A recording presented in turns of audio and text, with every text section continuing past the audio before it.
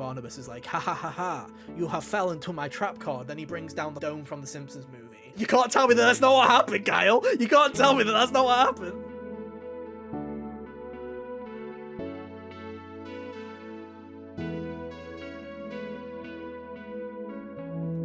Hey, how's it going, everybody? Welcome back to another episode of the HGO podcast. I'm one of your hosts today, Ethan, and joining me, as always, are my good friends Kyle. Hello. And Hunter. How are you doing? Oh, I'm doing just swell. The first part of that came off a bit sassy. I don't know why, but, you know, we're just living with it. I felt like I was about to be like, hey, guys, and I don't know what I'm doing. I've just finished Final Fantasy 16 literally about 5 minutes ago, so I don't know what I'm doing. I just rolled up today. It's great to be here. I'm really happy to be here. Finished the game and chased it with gummy bears, and now this is the energy he's coming. I'm on a sugar high. I'm drinking He's got a Pepsi. A cherry Pepsi, not even just a regular. I'm balling out here today because I just hate myself that much. It's great. It's fine. This is his reward for finishing a JRPG. I literally played 10 hours today, and I was like, we're recording this late, and I said to these guys, I was like, well, we could do either a different topic, or I can do the final mission, which will take me like an hour and a half, and I'll be like an hour late. And I was like, but just a warning, I have already played this game for 8.5 hours this today, and they were like, yeah, play it. I'm like, oh, fucking hell. I told you that I would completely understand if you wanted to push it. As I remember coming right off of Tell Me Why and doing the Spoilercast for that, and that kind of sucked. Yeah, it does. Like, no, it doesn't, because you guys know me. We always leave our Spoilercast super late for after we finish them, and then Ethan's forgotten what even the plot is of the video game. So it's great that I have no excuse for forgetting what the ending to this video game was. I've just lived it. So that's good. But on the other hand, yeah, I have just lived in this world for God knows how long. Like, I think I was looking at my game time, and it's taken me like 56 hours or something to get through this. 57 hours. Wow. I was on 47 starting today, and I'm like, oh my God. And that was just between the second to last mission and final mission. We'll get into it, but this game's stupid. It's so much funnier if we had done this, record it right after you beat it for the remake of 7, though, because... Oh, hell yeah. I would have been vibing. That one ends nonsensically. We'll get into it. So yeah, if you have not checked the title or the thumbnail, if you're just boldly going into the YouTube algorithm like I spend 5 hours on YouTube Shorts at random intervals, don't ask me about that. You welcome in. We're talking about Final Fantasy 16. You've had a month. I hope you finished it. I've just barely done it, so we're going to talk all about it. The pros, the cons, everything about it. I think this conversation is going to be a bit different to our first impressions. Because opinions have changed, which is interesting. I think we've got a nice kind of we've got like a good graph, like a good representation. We've got Hunter, who is at the highest coming off of this game. Then you've probably got me that's feeling conflicted, and then Kyle's probably a slightly bit lower than me because he couldn't even be bothered to do anything other than the main story. So I feel we've got a very mixed range of impressions and emotions here. So I think it's going to be interesting. I feel like this is our first spoiler cast where we're not all just unanimous on our thoughts on the game, which is nice, because sometimes I like to think Xenoblade 1. Yeah, me and Hunter agreed on Xenoblade 1, where we're just like, I'll be honest, I forgot we did that. Button Valley. But yeah, I think it's interesting because, you see it in a lot of podcasts and a lot of people, like, everybody has very similar opinions, because obviously people who you're friends with tend to have similar opinions to you do. So it's just a bunch of, everybody just going, yes, and. It's like improv, where someone's like, I think this game's great and has a great combat system, and then Hunter will go, yes, and I really like the story. We just keep going, and it's like, it gets a bit stale. I've had those podcasts before where everyone has the exact same impression, and you're just like, I don't like this. I want some different opinions. So we're gonna have all of those. We've got a variety of opinions and thoughts on this game, and we'll talk all about them over the next hour and a half. Who knows? Sometimes these are really quick. Until Ethan expires.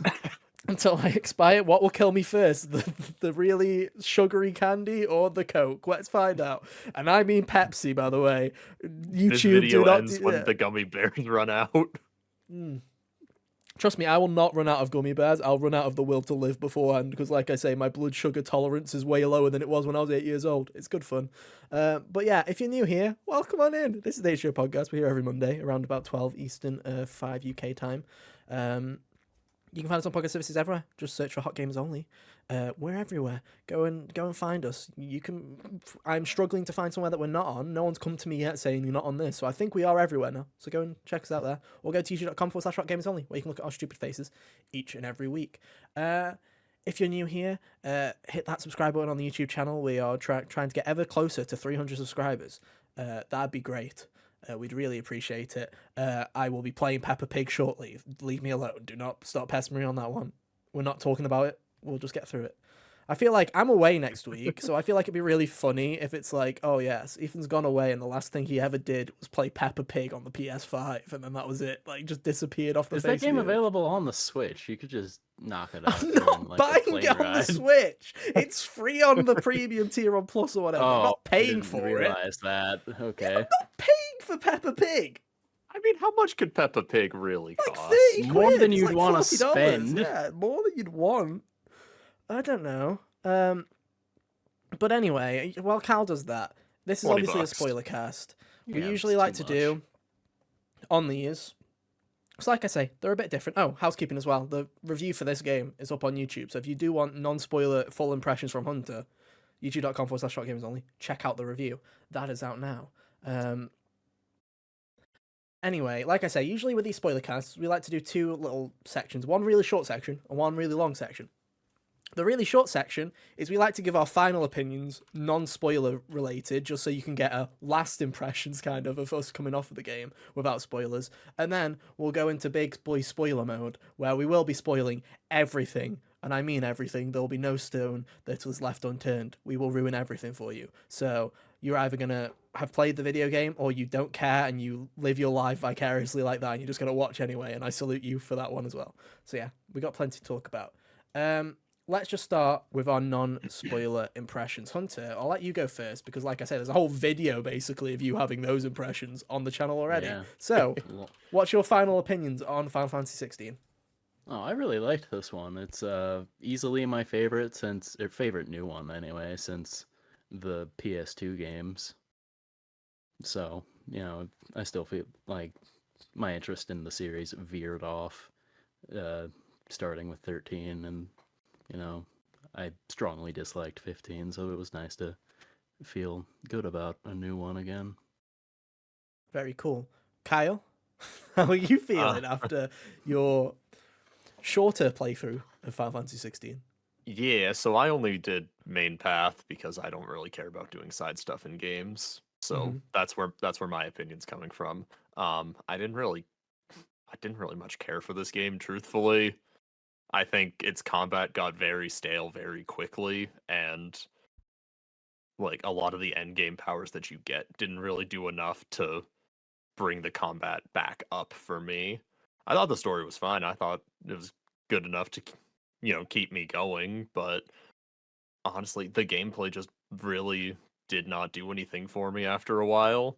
And I'm somewhere in between. I think the first 2/3 of this video game are exceptionally good, where I was like, this is great, I'm having the time of my life. The side quests are a bit shit, but I can forgive them because there's only been like about 12 of them, half a dozen of them in the first 2/3 of the game. Well, that's fine, I'm having fun. And then it gets to a point, like I say, about 2/3 of the way through the game, it was losing me about halfway, but there was a point of no return about 2/3 of the way through, which is the big boss fight that everyone keeps saying, wow, that's one of the greatest boss fights in video games ever. Yeah, that thing. We'll talk about our opinions on that. But it's like, after that point, the game starts to tread water, and I'm like, it never seems to pick it up, and I just feel the whole story kind of fumbles, where it doesn't know what it wants to do in the final third of the act, and I'm just like, I just feel very mixed on it. I don't like the ending. I love the characters, and there's parts of the story that I really like. There's some side quests near the end of the game that should be main quests. There are main quests at the end of the game that should have been side quests. It just feels like a whole mumbo jumbo. Like it's just a mess. I feel like the final third of this video game is a mess, which is a shame because I think the first 2/3, especially that first half, is fantastic. I think that first half of the video game is fucking incredible, but that second half dragged that shite right down for me, where it's like, now when we were talking about game of the year so far, I'd only played the demo, and I was like, oh, coming off that demo was so fucking good. It's probably gonna be number 2, right? Like, it's just gonna be just below Tears of the Kingdom. Now I think it's like at 4 or 5, where I still like it, and my overall experience was positive, but man, it like Xenoblade 3 Future Redeemed was way more streamlined, so I had a way better experience with it, and I'm just like, so it's like I feel very mixed on it. Still positive. I still think there's lots to love about this video game. There's just a lot that didn't click with me. Yeah, and I don't think, like, adding to my opinion, I don't think it's a bad video game. No, it's not. From my point of view, I think it's just a very fine video game. And I think when people like, I retweeted Hunter's retweet when it was like, when we're talking about the review, and I was like, my opinion's different to Hunter's on this, but you should check it out. It's good anyway. When I meant like that, I didn't mean like this game's a 1 out of 5. It's garbage. I meant Hunter's saying like it's a 5 out of 5 must play. Spoiler for Hunter's review. I'm like, for me it's a 4, and it's not even like a close to 5. It's a solid 4. Like, I'd recommend it if you like this kind of JRPG. Go for it. But I think it falls into a lot of issues that a lot of JRPGs fall into, where they start treading water. They don't know what they're going to do, and they have to introduce God into it, because they always have to do that, and I would prefer they didn't.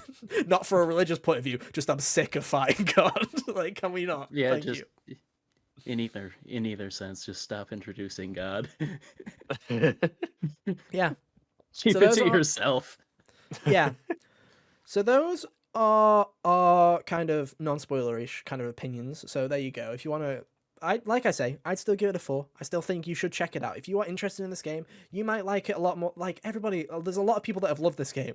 Right? It's been a very divided game, I feel like, and I feel like a lot of the hate that this game's been getting has been very undeserved. I think it's from a certain group of people who are trying to push something, and I'm like, why are we pushing this? I don't think it's that bad. I think it's a 4 out of 5. Like, calm down, guys. But we'll get into it. We'll talk all about it. Like I say, there's a lot to discuss. A lot. So let's just dive straight into it, I guess. Where should we start with this? Because I know sometimes we like to do the whole, let's do the story all the way through. And I'm like, do we want to do that? Or do we just want to talk about what we like, what we don't? I don't know. What do you guys want to do? This is... me and Hunter, what do we want to do? I don't know. I'd be fine with just recapping the story as it is. Well, I mean, everyone, like... Here's the thing, right, is I feel like we can break the story down into, like, the 2 halves, which is, like, the first half of the game, which is the kind of joining Cid's gang of merry men to try and destroy the mother crystals and doing all that stuff. And then the second half is the... Spoiler in 3, 2, 1. You are Cid, off you go, try and defeat God, right? And it's like, to me, the stuff they were doing in the first half... I really fucking loved. Like, I really liked this kind of Robin Hood kind of band of merry men going against the kind of class system that has been built up in in this world, and trying to just overthrow it and bring back freedom and, to everybody, including bearers. I really liked that kind of plot point, like that plot. It was really good. Yeah, it was a really good setup. That's the shame about every time a JRPG lands on something good at the beginning, is they never end there. Yeah, and I mean, the stuff it where always has to pivot to something else. It's like, there's stuff that you understand, right? Like, Joshua dying at the start. No one ever believed that Joshua would have died from the start. And yeah, spoiler alert, he didn't die. What a fucking shock. If you have any mythological knowledge of what a phoenix does, you probably or just knowledge about JRPGs. Anyone that dies in the first hour is going to come back at some point, because that's always what happens, right? Like, except for Elwyn. Yeah, I'm also pretty sure that Square Enix showed artwork of adult Joshua. Yeah, I think they before did. the game came out, so there was that too. They ever showed artwork of him, or they showed him with the hood up. I think they showed artwork of the mysterious hooded figure who was clearly Joshua. So I feel like that was what they showed. And I mean, I was fine with that. It's only a couple of hours where the game's like trying to keep you like, oh, who is it? Who wants the second icon of fire? What could? I mean, you're just like, yeah, it's obvious Joshua's alive. Calm down, guys. But like I say, I really enjoy that kind of aspect to it, and it's the thing that I didn't think I would enjoy, is when everyone was like, oh, it's taken a lot of inspiration from Western kind of fantasy, in terms of like, your Game of Thrones, as you kind of brutal conflicts, worlds in disarray, kind of everybody fighting for their lives essentially. And I was like, oh, I don't gel with this, but I kind of was with this game, where I was like, okay, these countries, these kingdoms, they all feel distinct, where I'm not looking at Rosaria and Waloed and then going, okay, they're the same. Like, you can distinctly tell whose parties are different and where their kind of morals align and stuff like that, and all the politics behind it. I thought was really well done. And, you know, it, like I say, it has those JRPG cliches, you know, of, hey guys, have Torgal back instantly. Look, the dog magically found you, and so did your childhood friend, and we're just going to run. It has a really fast pace to it at the start, where it's just like, and here's Jill, and here's Torgal, and off we fucking go, and here's Sid, and then we're going to go and do this. I'm like, I like this. It's cool. Especially Sid, I think's fantastic. Like, Sid is one of my favorite characters in this video game. Like, he's the best Sid in the series, and it's not even like a hard decision either. At least of the ones I've played. I just love him, and again, I like the kind of interpersonal relationships that are in and dynamics that are in this game. It's like, you know, your first kind of main villain in the game is Benedicta Harmon, right? And Benedicta has her ties to not only the bigger politics like in Waloed and stuff like that, but also to Sid personally, right? So you have that kind of interpersonal thing, and I think that stuff really works, and it's why I don't think it starts to fall short to me later on, where like you just kind of get to like your gods and those kinds of relationships between characters don't exist anymore towards the end. And they're very played down and just shook to the side, and I feel like it kind of leaves it just kind of leaves more to be desired really than I'd like. But it's like, you know, you have that kind of fun. You get the second power set from Benedicta, you know. I don't think I don't think the wind power is very good. I think it's pretty shit. Pretty stinky. I think what's interesting about this game is it's like I was playing it in a very certain way, and it's like it's funny because I'm doing combos and stuff like that, but I obviously wasn't playing it in the way it's meant to play, because I was doing like the little, there was like these side challenges where you do all the powers, and I was running short on time, so I couldn't be fucked, so I chucked on the stupid ring that just does the combos for you. I was like, I need to rush through this. Hunter's gonna kill me if I don't finish this game, so I was just like, we're gonna mash the buttons and go for it. I didn't even do the side challenges. That was non-essential content to me. I did I should have said this. I literally, in those 56 hours, I'm missing 2 trophies. One is for New Game Plus, and the other one's for maxing out everything. Other than that, some of the other hunts that weren't immediately obvious where to go to me also were non-essential to me. I did all those too. But it's like I put the ring on near the end of doing those side challenges just to try and wrap them up, especially the wind one, because I couldn't be fucking arsed. And then when I'm seeing the game play it like that, I'm like, oh, there is some cool stuff you can do with the wind. I don't know how the fuck they're doing it, because I'm stupid monkey brain and I don't understand. But I'm like, hey, they're making it look better than I ever had any chance of earlier in the game. So cool, that's awesome. I mean, the thing with the wind seemed to be mostly the abilities for it were more aerial oriented. Yeah, it's like aerial acrobatics. Right? Which Clive isn't built for the air. Unless you can get him in the air, like without jumping. Yeah. He could stay there relatively decently. It's just like his jump sucks. It does, and I think it's so stinky. I think my main criticism with the first half of the game, like I say, from a story perspective and from a pacing perspective, I think it's really strong. My only problem is you just get that you have your Phoenix powers, and then you get the Gerudo powers, and that's it for the entire first half. You just got the wind and the fire, and you're just kind of dealing with it. And I'm like, this is fine. I feel like the combat doesn't keep pace with the story. I feel like the story's going damn, like beat for beat. We're just rolling through it. Like, genuinely, you in that first half of the game, you explore more than half of the world map in that first half of the game, and then it really slows down. You start revisiting areas, right? So it's like, you feel like you're just moving through the entirety. You go through Rosaria, you go through the kingdom, you just like, you're plowing through it. Now you just get one set of powers. I'm like, damn, I wish we got more powers earlier, to be honest. But it's like, I liked the way that, like I say, because obviously during this time, Clive is still branded, so you still get some of the stuff with the branded. I feel like is, I don't want to say it's David Cage levels of no, it's not that bad. It is heavy-handed, but it's really heavy-handed. Yeah. And I think there's stuff later where it also comes back, and I'm like, you know, like you were saying, Hunter, where it's like, you've got a really good premise here. there's stuff later on in the game, like side quests that are right near the end of the game where they start bringing the branded stuff back in. I'm like, fuck it, this is like story whiplash, where I'm like, we haven't done this in like 30 hours, and I'm like, oh, I forgot that this game had this point going for it a while ago. Like, I'm like, this is crazy. It's like this, it's the stuff. Yeah, it's like it takes a minute to get over the fact that the magical people are the second class citizens in the first place, because that's completely backwards of reality. If you can set someone on fire, there's no way there's no way the people who can't set you on fire are going to rule over the people who can. That's not how it would work. And that's the plot of Avatar, everybody. And that, but so it becomes easier to deal with the more you're in the world, and that's a focal point. But later on, like in the desert town where Lubor was, like, oh, he was a bearer or whatever, and I was like, oh, right.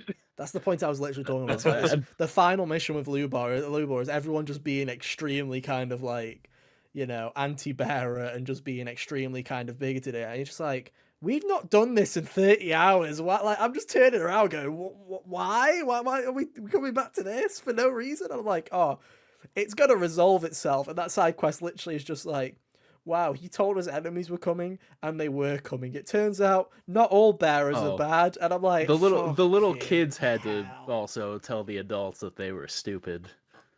Yeah, and I recall.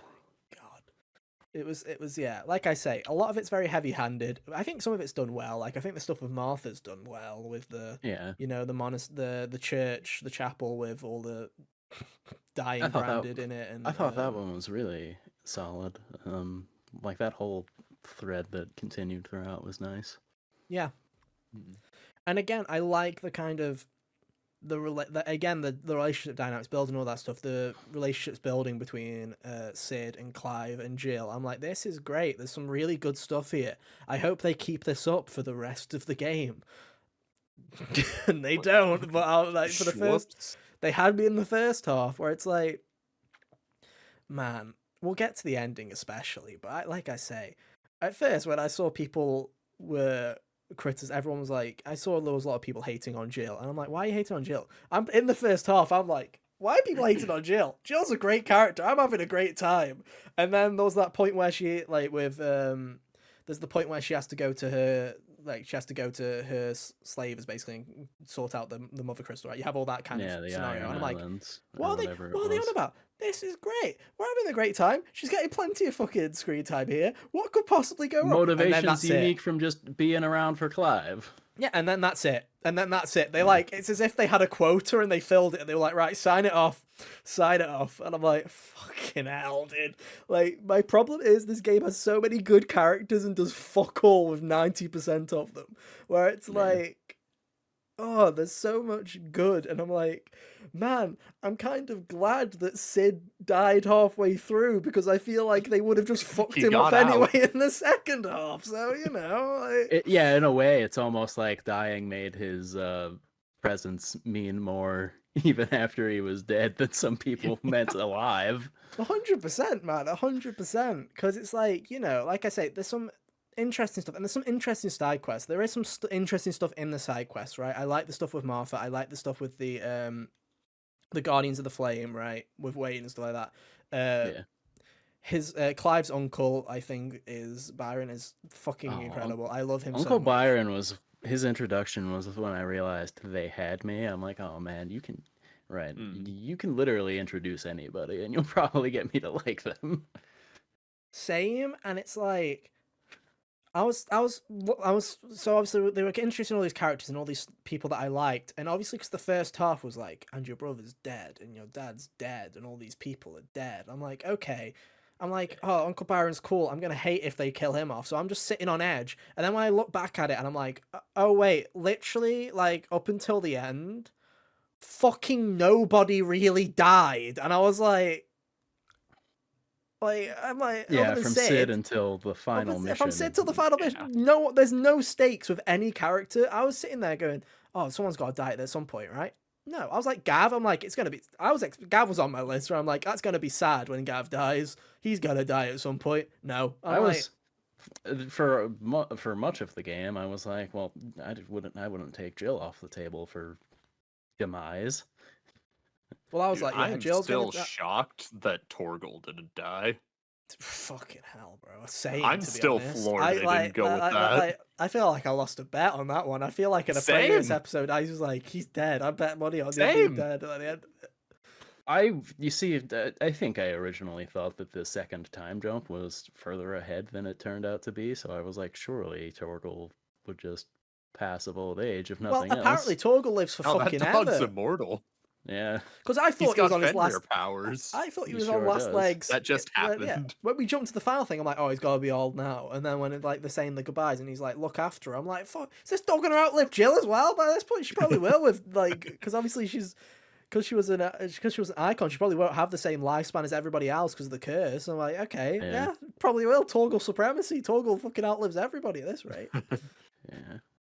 When you time jump 5 years, and I'm like, wait, how the fuck are all the old people just still alive? All the old people, like. Okay, Harpocrates was old, but I didn't think he was like knocking on the door of death old. I thought that both him and Karen were like, I'm expecting Goots to have taken over from Karen, and I'm expecting old to the point of like she was elderly. She wasn't a day older than dust. Yeah, but you know what it is, Hunter. You know what JRPGs are like. They're either 8 years old in their 20s or on the breaches of death. It's like every time. Like they were talking, like Sid is like, "Oh, you're an old man, Sid." I'm like, he looks like he's in his early 40s. Like he looks like Nathan Drake in Uncharted 4, literally. And I'm like, he's got plenty of time left. Like, God, leave him alone. But no, I feel like that's one of my main problems in this game is I feel like there were no stakes. I feel like in the first half, it felt like there were stakes. You know, you had people dying in the first couple of hours quite frequently. You had, you being branded. You felt like the world was out to get you. So you felt like it was what you were doing was a lot more riskier. And you felt like, when I was going out there with different people, I'm like, okay, I felt there was plenty of chances where the people we were going out with won't see them again, or something will happen, or you'll go back to a town and it'll be demolished or disintegrated, and stuff like that did happen. Oh yeah, that did happen pretty frequently in the first part of the game. Yeah, it did. Like everywhere you walked when you were making the return path, everybody that was alive is no longer there. Yeah, and then when you get to the second half and you're revisiting places and you're like, right, fucking nothing's changed in 5 years, bro. Things changed in like 24 hours when I was playing it like earlier, and then 5 years have happened, and I'm like, fucking what's happened, dude? But like I say, the first half I genuinely do think is so fucking strong. It's when Ultima's introduced where I'm like, fuck that. Like honestly, I've never turned so hard. Like you were saying, like you were in right when Byron showed up. Same way, I'm like, this is great. I love him, and you just keep going, and I just fucking try and pretend that Ultima just fucking didn't happen. Just like pretend that, like just keep shoving Ultima in the back because it's like so fucking bad. I think the way that I was making peace with Ultima was like, because he's a JRPG villain in the worst ways possible. Yeah. So like, not good.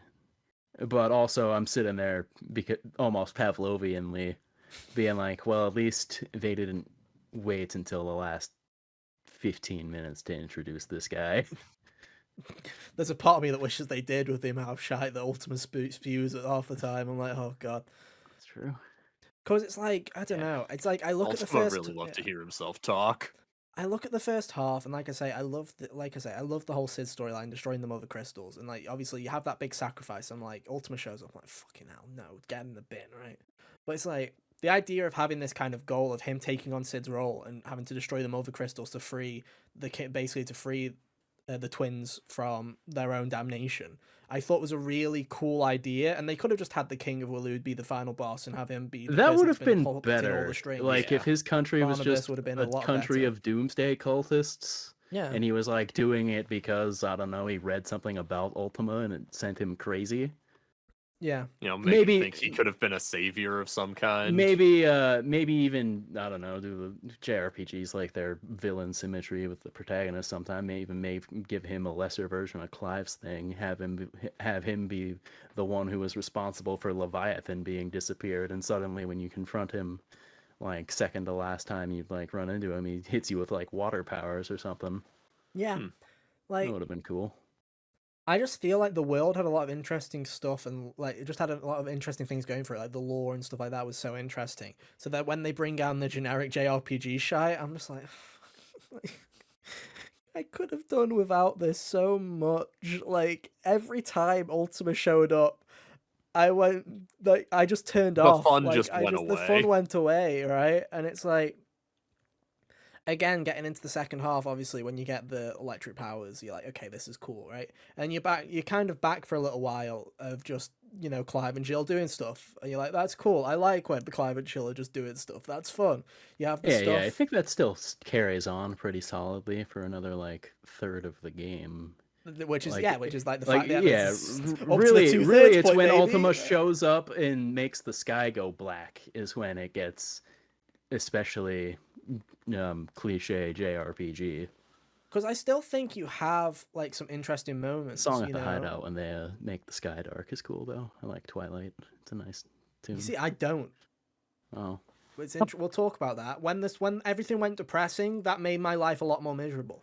Um, because I think the thing was it's like again you get into that final quarter of the game, so it's like the game's like okay, everything's getting dire and dreary. It's the end of the world. It's the end of days. You gotta do something about it. I'm like, that's cool and all. We're 70% of the way through the game and you've done that. So then tell me why are 75% of the side quests right at the end so that you're stuck in the dreary and damp end of days thing for fucking hours. Like I genuinely was in the I was in the depressing, like everything gloomy kind of piano music for I must have got there at like 30 hours in, so I spent like 26 hours or something in the doom and gloom, and I'm like fucking sick of My doom and God. gloom. Like because there's so many side quests in that second half. I'm like, oh my god, make it stop. But you know, like I say, build second hideout. I love the second hideout, by the way. Second hideout's great. I love that. We already saw it in the fucking state of play, so they kind of ruined that. As soon as we went to Sid's hideout, I'm like, I don't remember this from the state of play. I'm like, okay, it's no, I wasn't obviously. even really thinking about that. Oh, I just remember because I remember seeing the Moogle with a board, like a bulletin board, and I remember Oh yeah, they showed you know, Mid off, and I was like, I I can't. was like, as soon as I saw her, and it was like, oh my god, yeah, Mid, and I was like, oh yeah, I've already seen you in the state of play. Why did I not pick up on that? That was silly. Um, but yeah, that second half, like I say, you've got the Kufka bit. What's his name? Is it Kufka? Hugo Kupka.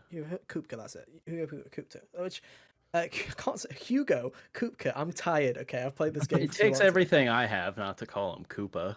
Yeah, same. But yeah, you have Kupka, and I think that's like again him blaming Sid and stuff like that. Again, that kind of Dude, when you confront him when he's in Rosalith, being all aggro and stuff just to agitate Clive, and then Clive is like, "Oh, I killed her in the first place. This is funny." Yeah. I was like, "Oh, that's great. Mm. Get him, Clive." It was, and like I say, I was like I enjoyed that fight. I thought this was when that was the point though where I was like, okay, I can tell we're slowing down because previously, like in the Gruder fight or in fights beforehand, we would do the first phase and then we do the second phase after. So the fact that we had a one phase fight basically with Kupka, well, I know the floor shattered and we had to go it downstairs, but you know, it's basically a first phase. And then he fucked off and someone kidnapped him and was like, "We'll see you in a bit." I'm like, "Oh my god, we're doing the second half later." So I was like, "Oh, we're starting to drag." But again, I like that stuff. The whole Torgal stuff I think is interesting enough. Where I'm like, "Okay, cool. He's magic dog. Who cares?" Like, woo. Okay, so people who played side quests, did they ever explain how he got Fenrir powers? Oh, they He is explain that Fenrir. he is essentially Oh, descended from the same kind of wolf okay.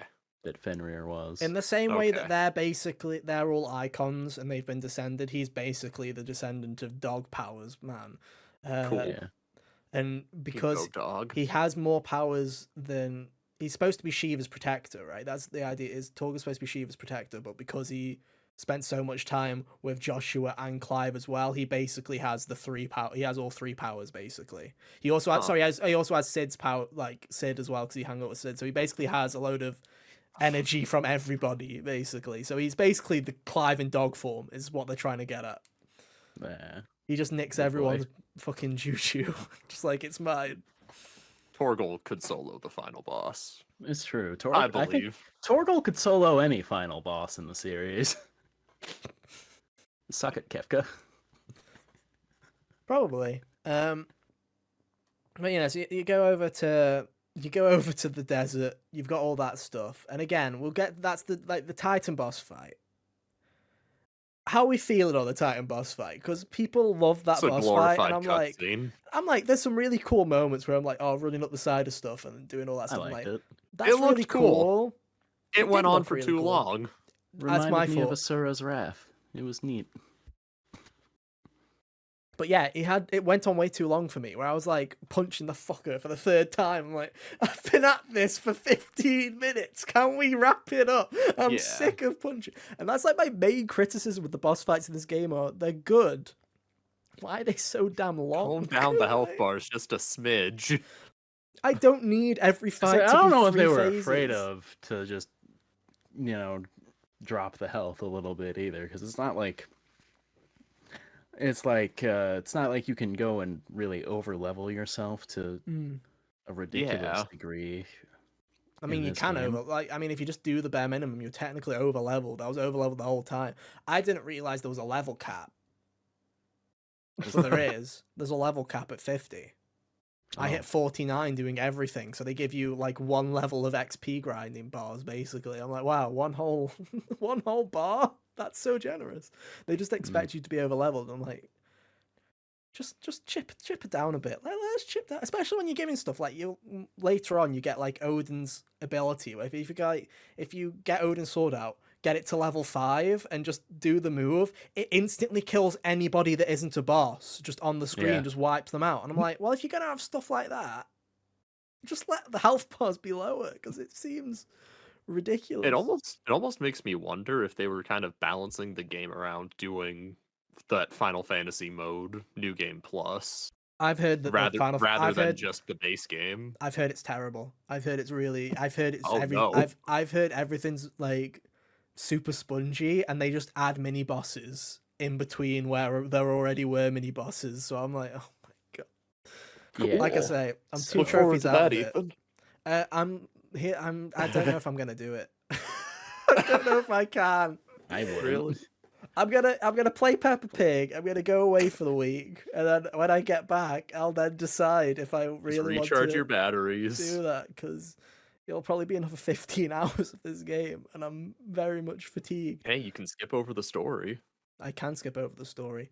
Let's skip over it in the spoiler cast. Let's go straight to the end now. On the way to Hugo's icon fight, while you were traversing the desert, Uncle Byron starts a bar fight, and that part was fun. I do like the bar fight. Like I said, when you've got companions joining you, that's like my favorite parts of the game. It's just like there's some really interesting stuff there, like with Uncle Byron, obviously. Yeah. My pal Gav, here. with Jill, For some reason, Byron takes real issue with the term pal. It was hilarious. I'm like, what do you want him to do? Blow your cover?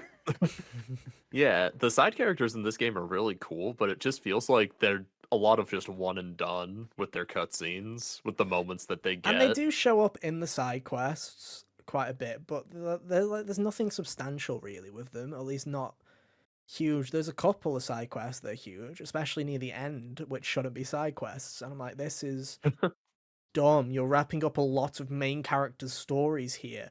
Like, there's a side quest for Joshua, which I think should be main quest. There's a side quest for Torgal and Jill. I think both of those should also be main quests, because the way that they handle Jill in that side quest is way better than they handle Jill in the main story. And I'm like, why the fuck is that side? Why is that optional? I'm like, this is stupid. Because and then we needed to get mid some ship parts, Ethan. That was more important. This is the point, yeah. Not even an airship either. Just a water ship. No, we failed that was the part also that called a ship. I was so perplexed that didn't turn out to be an airship by the end. I know. I think what sucks is it's like I say, all those are compulsory, and then especially when you get to this bit, when you get before Cupca's Titan fight, and it's like from then on, it's like first half is just main mission, main mission, main mission. Hey, there's a couple of side quests here, but they all involve just going somewhere, doing one fight, and then coming back. And then, they take like 5 minutes. It's all good. Then gets to a point where the game's like, okay, main mission. Now here's a fake main mission where you have to do 3 side quests that are basically compulsory, on top of another 3 side quests that aren't compulsory, but they're interchangeable with the quality, and then another main mission, and then repeat after me. And I'm like, oh my god, why? We don't need this much content. Like, was anybody, like, we all knew it'd be a more linear RPG experience going into it. We knew it wouldn't be open world or anything like that. Yeah. So if you were to tell me that not only is it, according to How Long to Beat, not only is it quicker to mainline through FF15 than it is to mainline through FF16, but also that it would take you nearly 60 hours to do all of the side content on top of the main quest in a linear JRPG that has like open zones, right? Not really that much to explore. I'm like, oh my god, what is this? Yes. We didn't need all these go and collect the thing side quests. I don't need them. Especially when half of them aren't good. Like, why? There were a lot of them where I would have preferred for people to just start fighting me right where I got the quest at. So at least I didn't have to move. And then some of them, it's just like I say, the quality's all off. Some straight up, do the just fight, every and time. it'll teleport you straight back. Some of them will be like, right, time to report back to Martha. And you have to fucking teleport yourself. Some of the times it would teleport me back. I'm like, no, wait, I was doing other things out there. Send me, don't. I wasn't ready. I'm done. Dude, it's like, it's so annoying when it's like you can see the chest in the background of the cutscene and they're sending you back and you're like, I don't care enough about that chest, but I've noted it's in in the background and I'm angry that I'm not going to go and get that now. Chests never had anything that mattered because, the bits of mithril or whatever. It just felt like fake progression because around. You basically got given all the stuff for all the weapons and armor that you could ever need. So it's like, I just have so much shit in my inventory that I was richer than Uncle Byron by the end of my playthrough. Dude, money was not an issue Kyle, in this game. Kyle was laughing because Kyle said to me yesterday, he was like, I bought drinks for the hideout for fun almost every time I came back. I was like, I have 100, and I still finished with 100,000 money. And then I laughed at him because I had 500,000, and I'm like, I still do. I'm going into New Game Plus with 600k now, and I'm like, and there's jack shit you can do with it. I've got the best weapon. The potions cost like 20. Yeah, even if they increase the cost of potions in Final Fantasy mode by 10 times, I'm still fine for life. I'm just gonna be chilling. It's so stupid. And it's like, that's why I feel like the final 2/3 of this game after Kupka. Don't get me wrong, there's some highlights. Like, I really like the storyline between everything that's happening in the Citadel, right? Between the Emperor and stuff like that. All that stuff. Oh, yeah, the Dion's whole ordeal there was real good. I thought that was nice, especially because... It got me interested again. I was like, ooh, this is interesting, because we're getting into the politics kind of side of it. We're getting into, Clive and Joshua's mom being the fucking merchant that she is, the wind-up. The worst. The worst. God. Genuinely, I was like, you were the worst. You were competing with Shoko from Somnium Files for worst parent in a video game I've ever witnessed. And I'm like, here's the thing, right? It's like, again, I find that stuff interesting. The way that story winds up, though, I'm like, I love the way it winds up, for better or for worse, with the whole Dion and his dad stuff. I think that's super interesting. But the way that they wrap up that Clive and Joshua's mum stuff, I'm like, again, I got like no like when she killed herself. Yeah. I'm like, there was nothing satisfying about that in the fucking slightest, really. Because I think that's what they were going for. To be fair, it was supposed to be like, well, that sucked. And I'm sitting there like, yeah, that was not as satisfying as like impaling her, but she deserved to die, so I still don't feel bad for her. She did, but I also was like, there's, like I say, it felt kind of like, and I understand it, she just watched her son, her youngest son die, and then her other son that she thought was dead. An illusion. Or is something. Now alive, whatever was right? going on with that guy. Yeah. But it's like I say, that whole kind of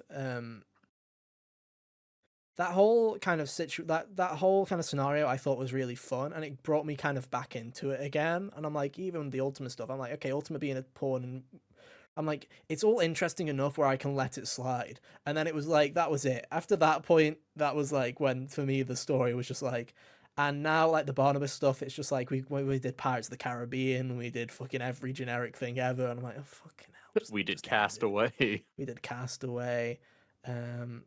But with 2 people instead of a volleyball. Yeah.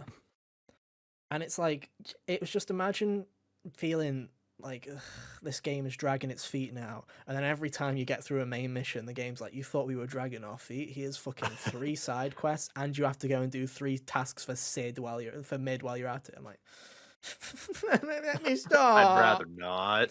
And I know a lot of people, if you're listening to this, you're probably like, why the fuck did you carry on doing the side quests? And I just want to say, if you're a normal person, don't. Just don't. There's nothing there. It does a really good job at tricking you into thinking that you're in too deep, because surely they'll stop. That's what I thought. And also, for those of you who don't know, I kind of have my kind of way of processing this stuff is, to me, like, my brain tricks me into feeling bad if I don't do the optional stuff, because I'll be like, no, I need to do it, and I have to do the side stuff before finishing up, or else my brain just doesn't like it. So I just do that, and it's a really bad habit because it takes me way too long to finish things. But also, if I'm not enjoying it, I will still sit there and fucking grind my teeth and bear it and just keep going through it. And then there'll be one side quest where I'm like, that one was actually quite fun, or it was interesting enough where the story was good. I liked that those jerks got eaten by their wolf. Yeah. And then, because there is some really interesting side quests, you know.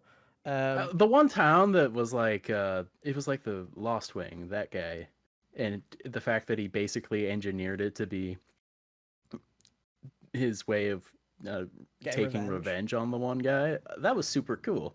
I'm like, that's a different angle than just the rest of what's going on. I thought that was neat. And then it all backfires. I liked that kind of stuff. Like I say, I liked the stuff with with Wade and Martha and all that stuff. Liked that. Liked the stuff with can't remember what her name is, but you know, the person that runs like the brothel. What's her name? I don't remember what her name is. You know what I'm on about, though. The person in Northreach. In Northreach, the dame. The dame, yeah. Her actual name is escaping me. Is it Elizabeth?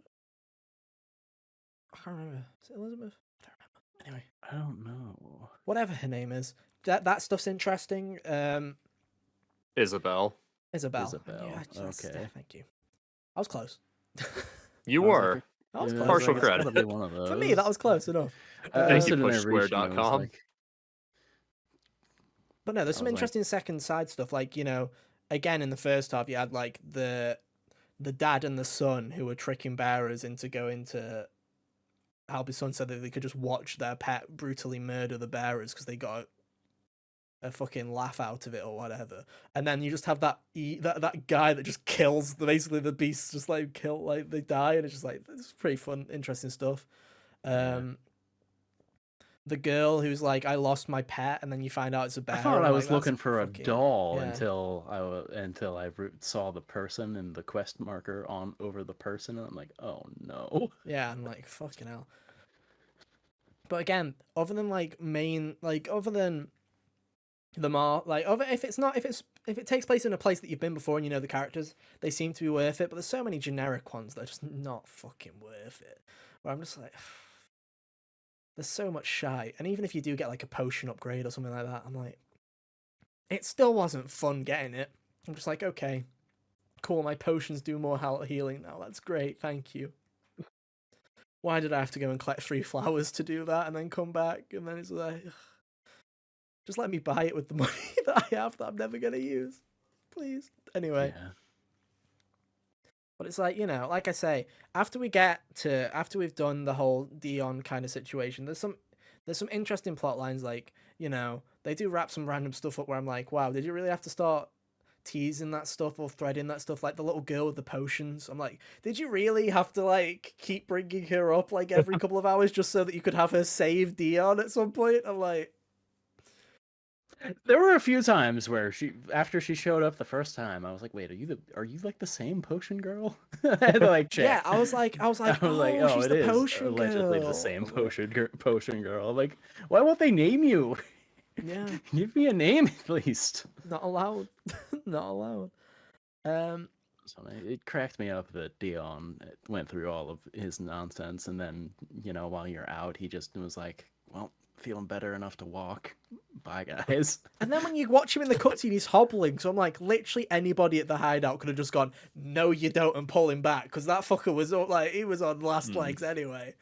Um, but Like honestly, like Charon must have been busy because I could have imagined a very funny interaction where she'd be like, "Oh, you idiot, go back to bed." Jeez. speaking, there's a good side quest with her actually, with Oh Goots yeah, and yeah. her, which is like people are spreading bad kind of rumors about her, and so Goots gets scared, and then it turns out that it was a plan to get Goots out of like basically to fucking kidnap Goots and stuff like that, and it just like you just get some interesting kind of stuff like that where you're like. Again, these are more fun and interesting than the actual side quests you force people to do in the second half of the game. Why are you forcing me to do other shit? Like, some That's some of weird. the decisions in this game I feel are rather bizarre. Um, but then you get to endgame. This is like this is where everything like once you start have to build the parts for the ship. You build the parts for the ship. That's when I'm like that's when the bar starts for me where I'm like you build the parts for the ship, you have the ship battle and I'm like okay, the thing on the ship. I'm like cool. And then you have the fucking Pirates of the Caribbean 3 moment, right? You know what I'm talking about. The sea Yeah, parts, and you've got the Xenoblade 2 boss fight of you can't win this boss fight. Have fun trying. And I'm just like it sucks because Barnabas up until that point was such an interesting character because all you've seen is you saw his fight with Bahamut earlier and you just like he's kind of an imposing like threat that you've not really had to deal with. So it's just like mostly imposing because he's aloof, like yeah, nothing and you know changes people him that like at all. Benedicta and Kopka and all them, they've all been like his pawns in a way. So it's like you're kind of like okay, he's always been Yeah, he screwed with Kupka by sending Benedicta's body to him, hmm, like you know which I it's think is something interesting. that's pretty So then to easy to just find miss. out that he's just like this kind of devotee of Ultimate, like you've just made him lame. Like you just turned a cool Yeah, kind of Yeah. person. like I said, if Ultima wasn't in the game and he just, I don't know, happened upon old texts of said god, that would have been cool.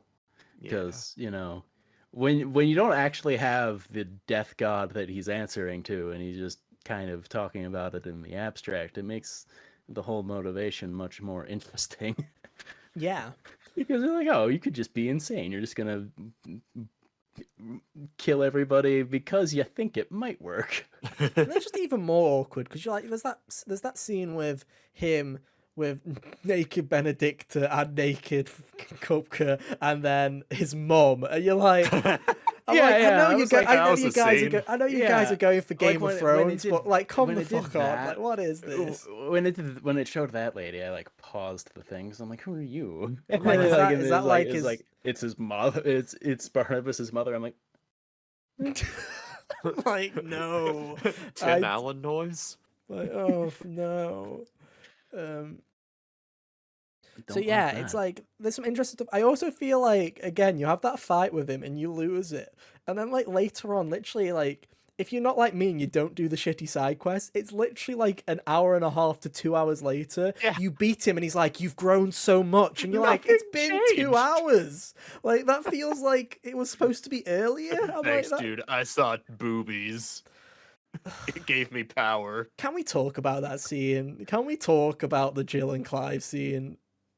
I The floor is really yours. I really don't like that scene whatsoever. It just there are so many moments in that game where like in the story where they bring them closer and like I'm like, okay, things are developing here. And then they just put the fucking handbrake on for 20 hours. They have that scene in Good old Rosaria where JRPG they're looking at the romances. stars, right? And then right next to Yeah. each other, and they almost kiss, and then it's just like, and then they just they fucking put that handbrake on. They even have a 5-year time gap. That handbrake's staying firmly on during the 5-year time gap.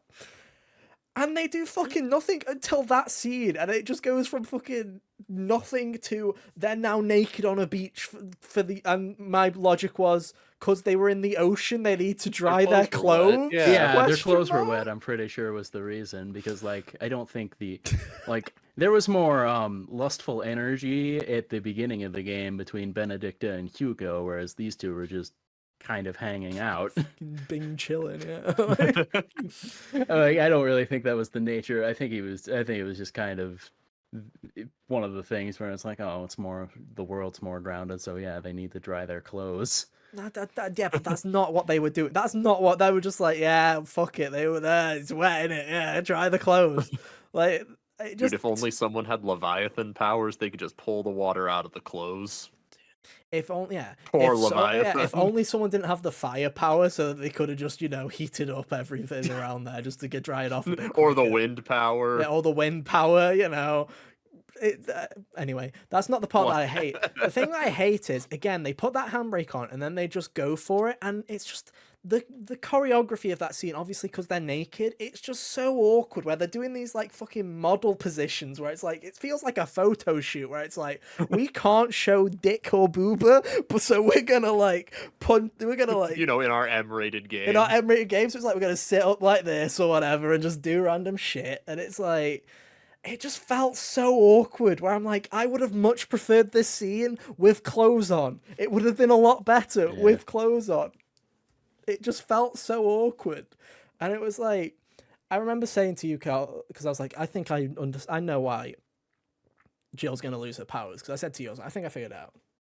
I hadn't figured it out. And it's one of those things where I'm like, I don't want to say that I think my idea was better, because that's very petty and I'm not a game dev or a writer. But I feel that my idea was better because I'm that idea, that the whole Barnabas thing I've been spitballing this whole video, I do think is better. And I'll say that with my chest. Yeah. But no, I think Barnabas should have been the final boss and just I 100% agree with that. Out of Same with Venom game. Craven. If that's not the final battle of Spider-Man 2, my idea was better. The thing I hate about the whole Jill thing is, in the first half, and it's similar with it turns out this is what they did that they kind of do it with Joshua in the end, but they don't.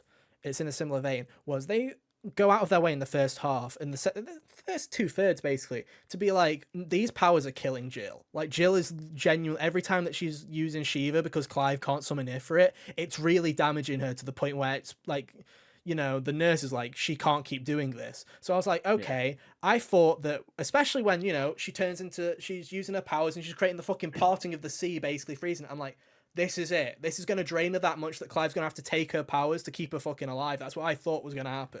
And then it's not. It's just this horny scene on the beach. I'm like, fucking hell. And then I was like, okay, they're going to kiss and it's going to be a Disney princess moment where the powers get transferred from that. Nah, it's not even that either. I'm like, fucking hell. Can't catch a break. It's just the most boring He just goes way. Hippity-hoppity. This is my property. So I was like, I would have accepted both of those over it, to be honest. I'm like, it just kind of... that scene feels shit. And there's a side quest later, like just before the end, where Joshua basically wingmans you. Yeah, Joshua basically wingmans you, and you go and find these flowers from when you were younger or whatever, and you take Jill there, and you have a really heartfelt moment where they're just actually talking, and it's like, that, I was like, that felt like the thing that I wanted in that place of that scene, where it's like, that's what I wanted from this dynamic. Can we cut that bit out of the side quest and plop it back in the main, please? Because this seems stupid.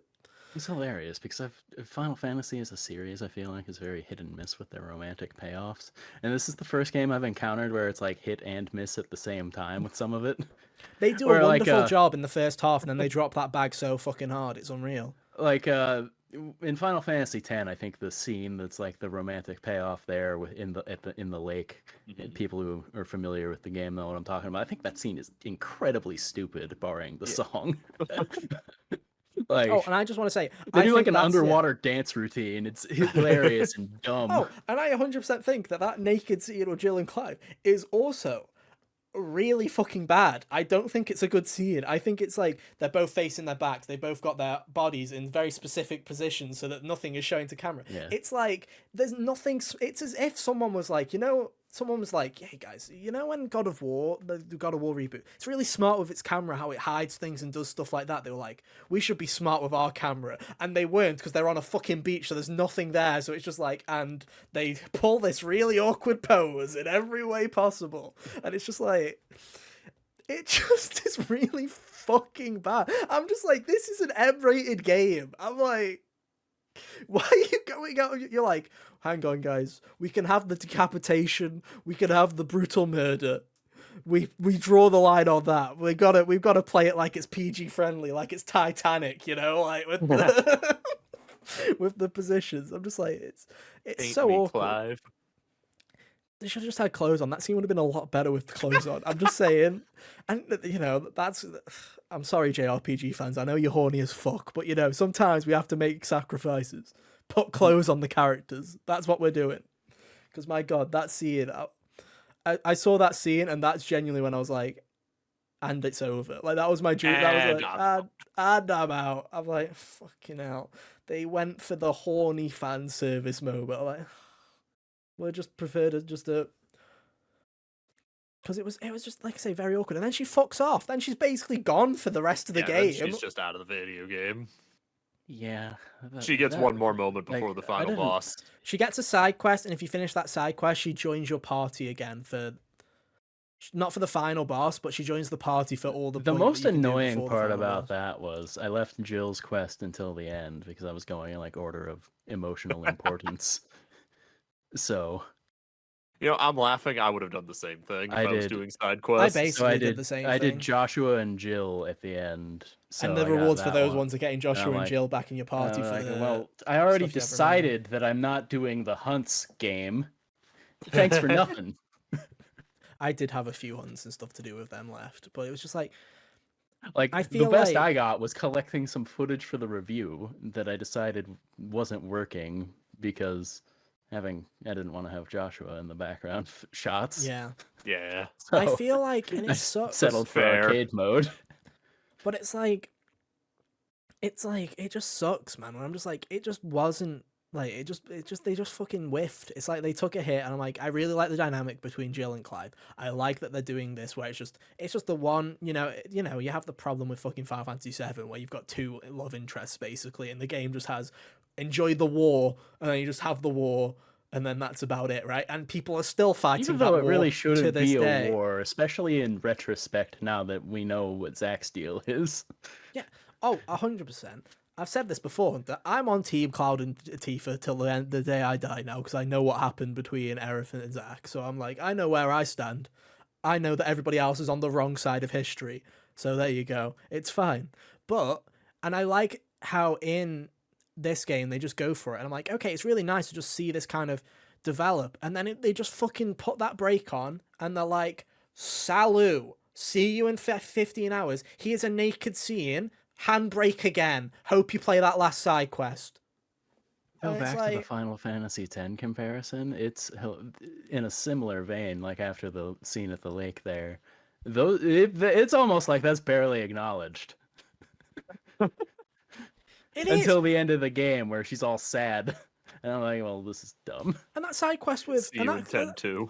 And that side quest with Jill, Kyle, it doesn't even get started by Clive. He's not like, oh, I wonder how Jill's feeling. He gets a letter from Joshua going, you know what? I think you taking Shiva's powers might make her feel like she's not wanted. So let's do something about that. He gets a letter from Joshua? Yeah. Don't they live on the same island? Yeah. People send him letters like to his desk because he's in charge of the resistance after Sid dies. Yeah. They could have a bro-to-bro talk. Well, yeah, it is a little weird that Joshua also adheres to the letter policy, but, And they do have a bro-to-bro moment with that, but it's like, again, it's just like, it's just like, why does everybody have to do this? And then I feel bad for whatever her name is. What is her name? Joshua's companion, whatever her name is. It begins with a Y.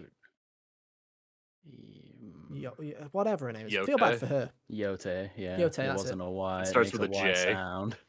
Yeah, that's it. Okay, Yote. Yeah, I feel bad for her as well because it's like she just gets the shaft every which way. She's like bye bye. Like I was expecting them because they were kind of subtle with it that they both cared for each other quite a bit. So I was like, okay, there's obviously something more here. And I thought in that final like that goodbye cutscene before they go, I thought there was going to be something between them, and it was just a it's a shame because she doesn't even get like bye direct characterization either after. No. Beyond that, you learn more about the order she comes from, and therefore by extension a bit more about her, but her as a person does not she gets like one side expanded quest on, and that's a bummer. She gets one side quest, and that's we've ran out of plants for Joshua's medication. Can you run out to the shop to get some? Jesus. That's basically it. I'm just like, oh, I feel so bad for you. Because it's just like, yeah, again, I just feel like the relationship, and here's the thing, right, is like, yeah, like you say, Final Fantasy's never done a good job with this, really. But it's like, even if they don't do a good job with the payoff, right, it's like, when I'm playing Final Fantasy 7, I really still like the dynamics between Cloud and Tifa and Cloud and Aerith. I really like those dynamics. They could do fuck all with them, and they will do fuck all with them for the rest of that trilogy.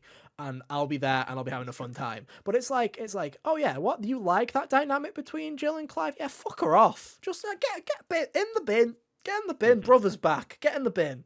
Here's Gav. And I'm like, hell yeah, at least we've got Gav still. We get to keep something. Because here's the thing. I like Joshua quite a bit. Of the important characters, he's like my least. He's the worst. Yeah, favorite. Out of all the main characters, he's my least favorite by a mile because he's not on the same level that I think Fiora shouldn't have come back to life, but Joshua would potentially be more effective if he stayed dead. Yeah, but well, I mean, he does have that sacrifice at the end, but yeah, but. I mean, like, we'll get to the ending. I think the end is a whole character. I think the end is a fucking mess. We'll get. I think it would have been more effective. We've got to talk about the Waloed mess first. So yeah, you get the cool boat from mid. That shit's pretty cool. And then you've got to go after Barnabas. And I feel like this section of the game fucking dull. Like it's really dull. Because it's just at that point it's just the same kind of combat encounters. You run to the village. The village is fucked. Barnabas is like, ha ha ha ha, you have fell into my trap card. Then he brings down the fucking dome from the Simpsons movie, and then you're trapped. I was really. You can't tell me that that's not what happened, Kyle. You can't tell me that that's not what happened. That he just showed up there. I'm like, why aren't you like in your castle at the end of the peninsula or whatever? Yeah, and then he was like, and not only what that, are you doing right now? Yeah, and then he goes and screws off to a different tower. Yeah. I'm like, why didn't you just fight me then? It's like, I'm sorry, I'm in another castle. It goes to a different castle. I'm like, why? Sorry, Clive, your Spaniard is in another castle. Like, it was like, it's so goofy. I was just like, okay. I feel like the dungeon combat, those dungeon sections, when you just go into generic future tech lands, so dull. They're the worst part. Where I'm just begging for them to be over. The one praise I will give that boss fight was I was expecting to have to fucking climb Origin. And so when we just went straight to a boss fight, I was like, thank goodness. I'm so grateful because I couldn't do another climb. Good. I couldn't do another climb. Oh, you mean at the end? Yeah. Yeah. Just throws you to the boss. That was nice of them. I was like, I sure hope that's what's going to happen. It's a coin toss. Yeah. But it's like, so you've destroyed all the crystals so far. You defeat Barnabas. I thought the Barnabas fight was fine. I thought it was all right. I kind of Clive's one line to him before the fight starts is like, it's not the strength of my will, but the weakness of yours. I'm like, oh, got him good. Yeah, I'm like, that was a good line. That was a good line. Clive has a lot of real good singers in this game. Like the one at the beginning where he's telling off his guy that's trying to get him to kill Jill, and he's like, this brand makes me serve you. It doesn't mean I'm loyal to you. Idiot. Yeah. But it's like, so that was a cool fight. I thought that fight was interesting. I also liked the Bahamut fight. We didn't really talk about the Bahamut fight, but I liked the Bahamut fight. Yeah, I thought the Bahamut fight was cool. I thought he's out here busting out levels of mega flare that I didn't know existed beyond that. Like, Zeta Flare and like 2 more after that. I'm Oh, like, he did the Donald Donald Duck Duck used move. He that. did the literally, Kyle. When Bahamut dude. did Zeta he Flare, went like 2 after that too. I literally went, Donald Duck is as powerful as Bahamut. I was like, Yeah. that is literally in the Kingdom Hearts Final Fantasy power scaling list. Dion is on the same level as Donald Duck. Donald Duck. That is the fucking hierarchy. Not my Donald. He doesn't level up that much. Man, that's hilarious. And that's the thing is as well, Xeon had a good chance against, like, he wasn't as strong as Ultima in the end, but he held on his own pretty well, which to me suggests that Donald Duck was good enough to probably complete this mission. Like, you could have swapped Donald Duck out for Bahamut, and he would have done as good a job. If not better. Now I want the FF16 characters in Final Fantasy 4 or Kingdom Hearts 4. Yeah. Just to see Clive interact with a duck. It's, yeah.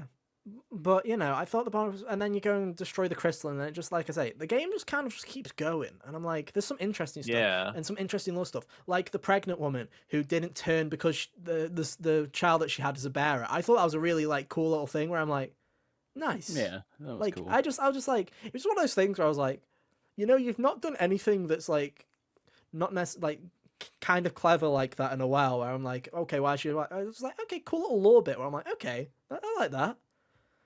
And then we just go straight back into, hey guys, he's off to go grab the big crystal and kill God real quick. I'm like, oh, fucking hell, there we go. Also, how did they kill that crystal? I'm still confused. How did they kill that crystal? Happened, dude? The one at the end? Yeah, no, not the big crystal, not the one with Barnabas. Not Ultima, the one with Barnabas. You know when you go and fight Ultima in that non-final boss fight? Yeah. He teleports you out and the crystal's been destroyed. I'm like, no one hit anything. Yeah, I don't really know what happened there. And they didn't question it either. And Clive was knocked out as it was collapsing, so Clive didn't do it, and Joshua did. So I'm like, who did it? And why did they? Yeah, it was all Torgal. Classic Torgal, dude. MVP. Most valuable pet. Yeah. What a lad. I thought that first Ultimate fight, I was like, fucking hell. Because I knew that I'd have to do it again at some point. So I was like, oh, here we go. The bit right before that where I liked the little cutaways to the other stuff that was happening during the Waloot segments. I thought was cool too, like Uncle Byron getting Dion or convincing Dion to help you out. Yeah, that stuff was when interesting. Dion shows up to help you out. I thought that was cool. Yeah. And they're like, and all your friends are here. It's time to go in. No. I'm like, fucking hell. Again, this is what you do where it's like, look, here are all your side characters. Time to have an epic now. Fuck off. No. And I was like, y'all okay. stay on the island. Like, okay, you have to stay here because only 3 of us can fly. Yeah. Absolutely. And clearly there's no room on Bahamut. There's no... There's no room on the big ass dragon for that all part of you. really did not jive with me. I'm like, really? Like, I thought that at least Jill and Torgal should have went with you. Yeah.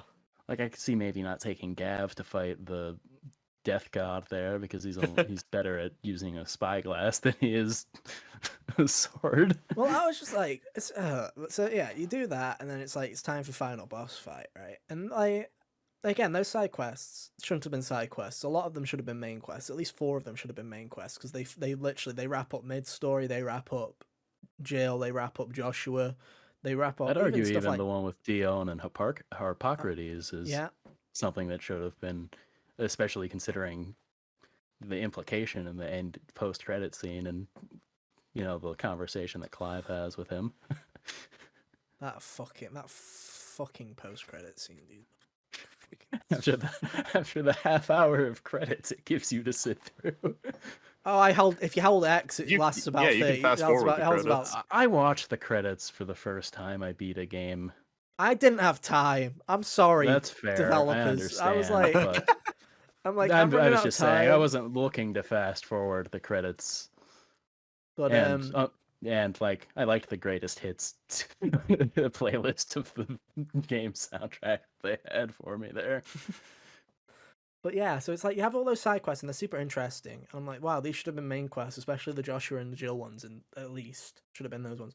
Because like, there's the one with the Torgal one when you go back to quote unquote Clive's original hideaway, which was where him and Torgal used to go because when he was sick of his mum, basically. Uh, Yeah. and you find out that Torgal was when he was trying to find Clive, he was basically taking a load of stuff from the castle, like his training sword and stuff, and bringing it back so that they were safe. And you Aw, just like little stuff like that. Yeah, And, like, yeah. That was like, oh, what a that one good was real boy. good. yeah, I'm like, this is great. Why wasn't this in the main story? Like, why is this a side thing? Yeah. Same with the Jill and Joshua things, where I'm like, it wraps up some nice little threads. I'm like, that sucks that that's optional when there's so much shite in the final third of this game that should have been optional. I'm like, damn. But that final boss, man, like fuck it, like I expected Dion to die.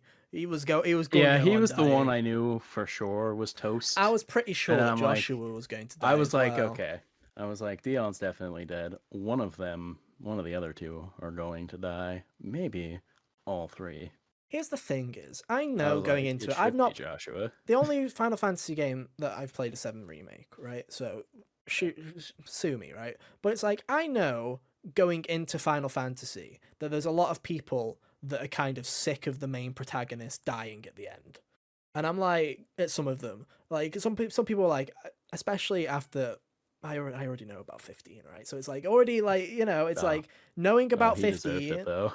Yeah, but it's like people were like, oh, I was just hoping that that there wasn't going to be a big sacrifice at the end. And at first I was like, oh, there's not going to be a big sacrifice at the end. And then when it did, I was like, fuck. I was just like, this is so fucking stupid. Where I'm like, again, it just didn't feel satisfying in the fucking slightest, like The whatsoever funniest, to me. I don't think it killed him. You see, it's like this is what I They hate. leave it ambiguous, but They I leave it don't think it ambiguous. killed him. Genuinely. You see, I think it did.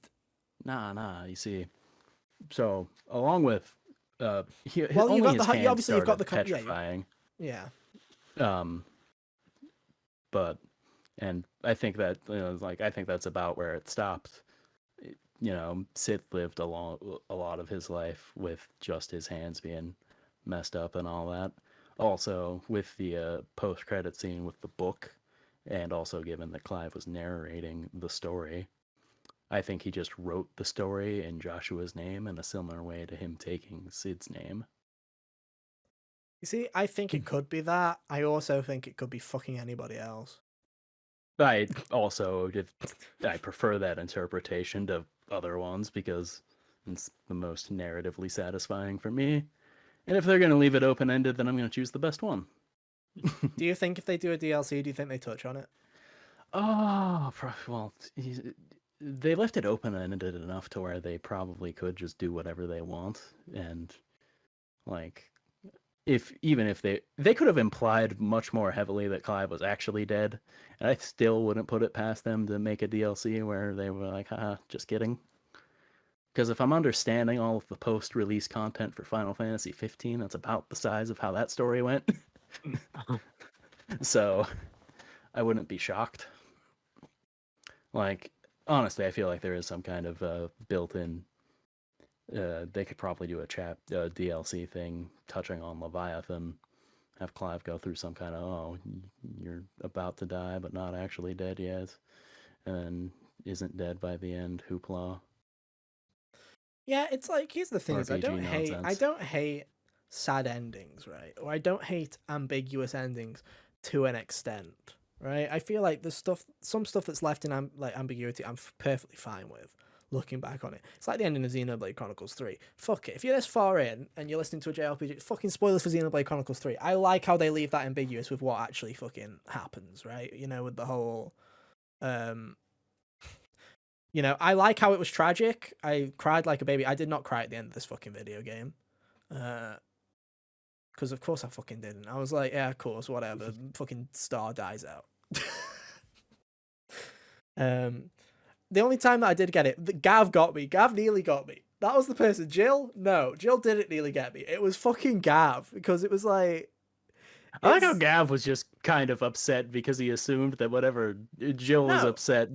Well, no, I 100%, because this is the thing, right, is Jill sees the star die out. There's the star die out. Like, the star fades to black. And so she assumes that means Clive's dead. Because she's basically...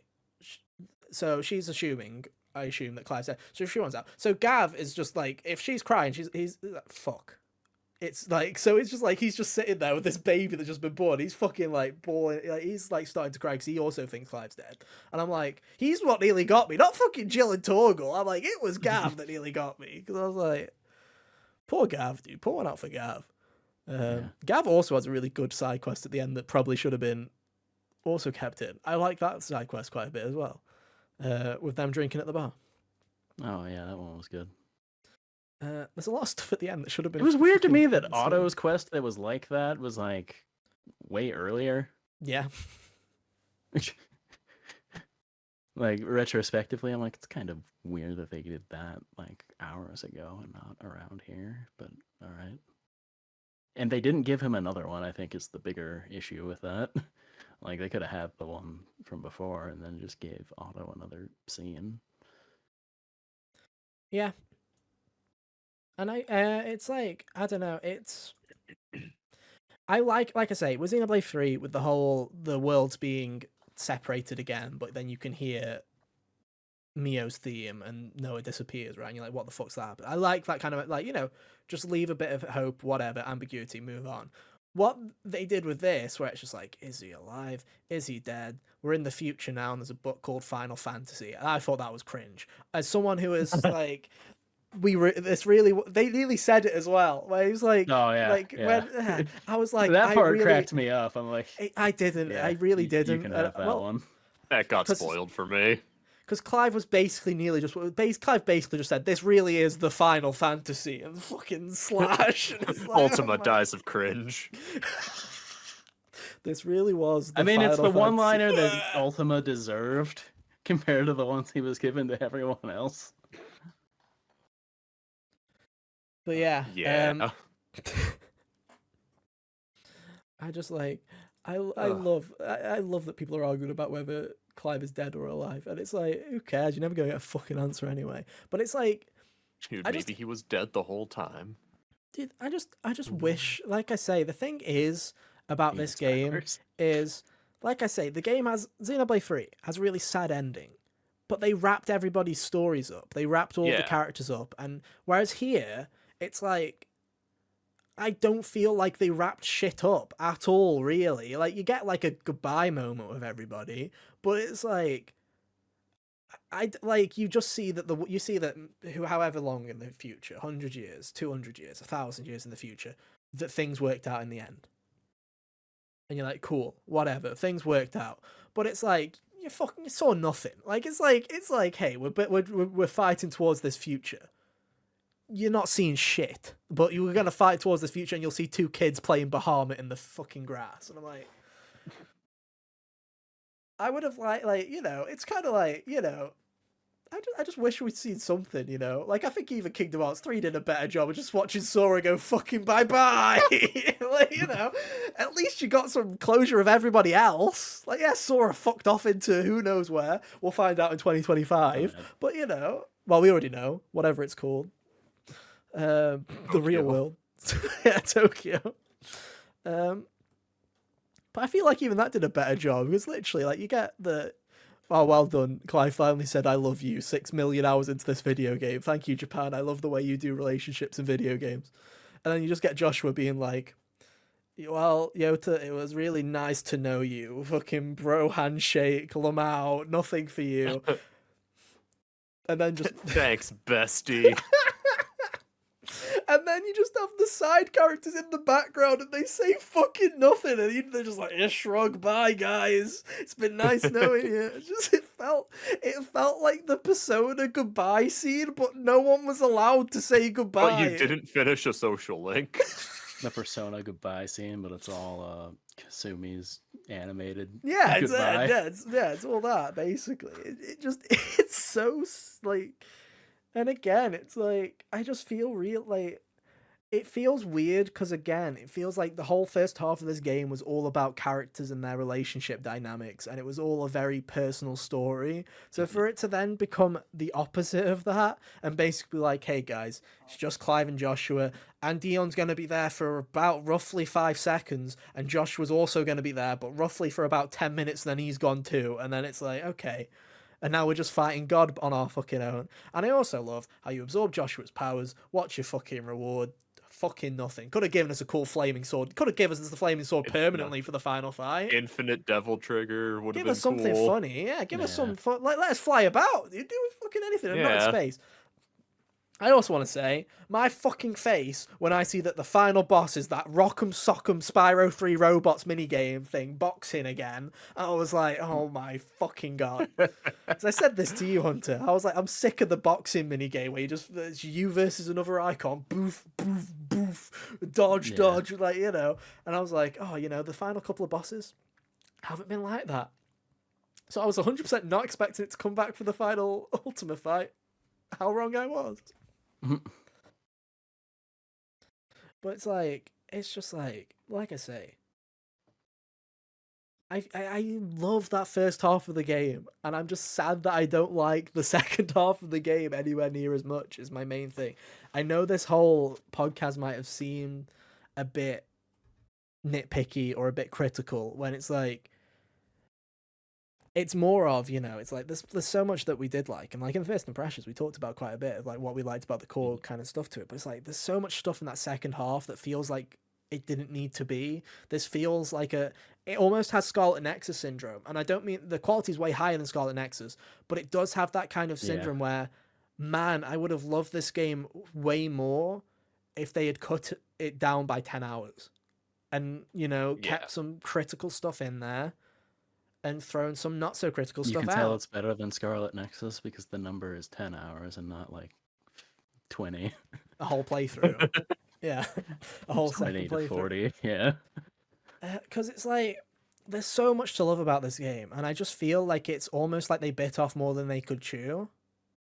But it's like the thing is it's not like other games where it's like, you know, when you play another game, you're like, okay, there's too much here, and you can usually tell because there's a drop off in quality, right? And when I mean that, I mean like in performance, in like stuff like that. It's like the quality from a functioning game perspective, from actual like gameplay, is the same throughout. There's not really like a dip where I'm like, okay, the combat's got shit at this point or whatever. Like everything else is consistent. No, I would argue that the combat technically steadily inclines because it steadily gets better as the game progresses. Icons are better as you go, pretty much. 100%. But it's like, it's the stuff surrounding it. It's like, it's the story around it where I'm like, okay, there's parts of this story here where I don't think we need this or that. Or, again, the side quests, I would have even preferred if they... I can't believe I'm saying this. I preferred the way they did side quests in Final Fantasy VII Remake, where it's just like, hey...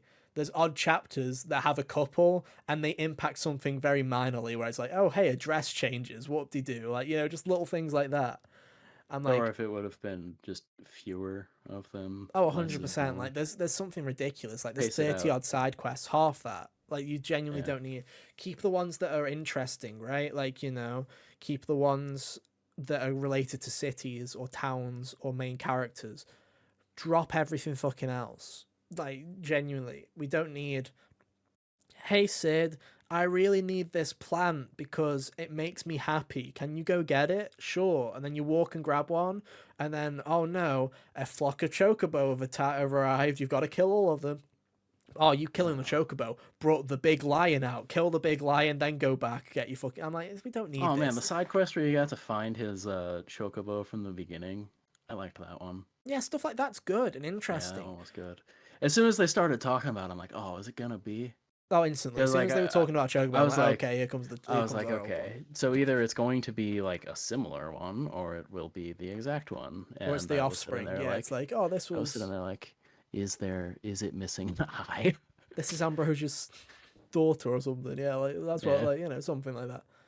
But it's like, there's a lot to like about this game, and I still overall come out of it positive. It's just like... Man, those negatives were getting to me near the end, where it was like, damn, I love these characters so much. I just wish they had done more with them by the second half. Yeah. And it's I do have to wonder if this is like kind of a crux, I guess you could say, of Yoshi P and his team coming off of an MMO background where, you know, Final Fantasy 14 started in 2013. A Realm Reborn started 2013. Still going 10 years later. So you have 10 years worth of experience where you can plant seeds in the story in one expansion and then have the payoff for it come later. But with something like Final Fantasy 16, a single player story driven experience, you don't have that. And I think I think the problem is as well is in comparison to not necessarily like other RPGs, right? You've got like, if we take a comparison to something like even like Xenoblade, right? Xenoblade's combat loop is very passive. And what I mean by that is it's not high impact all the time, right? There's a lot of stuff to do, but it's a couple of button presses. It's like it's more logistical than it is like actually going, okay, right, I've got what's the combo for this, or let's Yeah. 16's combat is very in your face, or something like Persona, where Persona's gameplay loop is, yeah, one night you may be doing nothing but dungeon crawling, but the following night you're going to be watching fucking 6 million hours of cutscenes, and the following night after that you're doing social sims shit, or you're just walking around the town. There's a diversity to that gameplay loop. With Final Fantasy 16, it is literally just cutscenes or combat, and that combat, I like Final Fantasy 16's combat, but it kind of gets a bit stale after a while, to the point where it's like, to me, I feel like the game feels a lot more taxing, especially in that final third, because yeah, they're adding more icons and there's more variety, but there's so much content that it's like, man, if it was the same amount of stuff but it was in a turn-based JRPGs to me take way less effort to do that than it does something like this. So it's like I was getting fatigued at the combat, because it's like, yeah, if every side quest is go to an area, pick up an item, do a fight, right?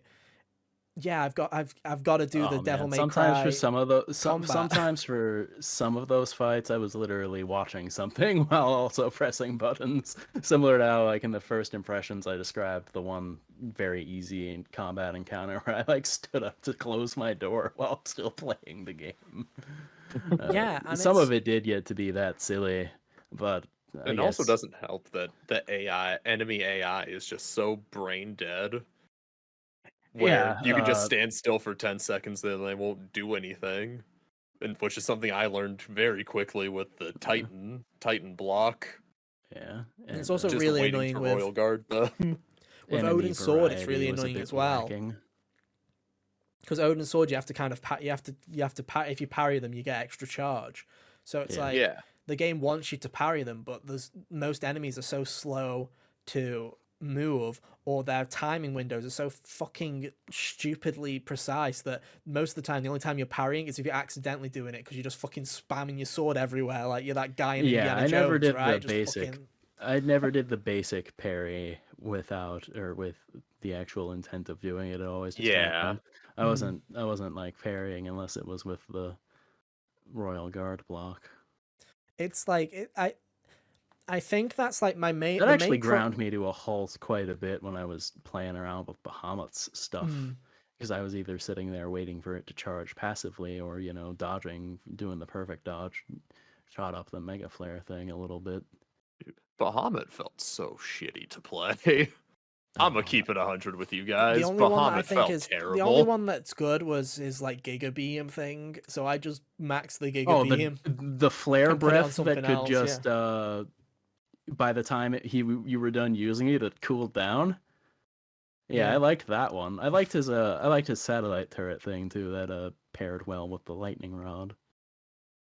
But yeah, I think it's the problem with like most action games in general is I don't know how long, because it's like, here's the thing, right? Something with like Devil May Cry or Bayonetta is like, yeah, people replay those games over and over again, but the base game's only like 8 hours long. 10 hours they have long. the benefit of being shorter, and also Devil May Cry does its thing better than Final Fantasy 16 does. Yeah, but here's the thing though, is even if this game had Devil May Cry 5 quality gameplay, like in terms of like combat, I feel like if you say to somebody, hey, even if you play Devil May Cry 5 times, right? You play 50 hours of Devil May Cry 5 because you played it over 5 times. You've probably played it over, gone away, come back a couple of months later, played it again, or something like that. Whereas it's like if you told someone, hey, Devil May Cry 5 combat, awesome, cool, whatever.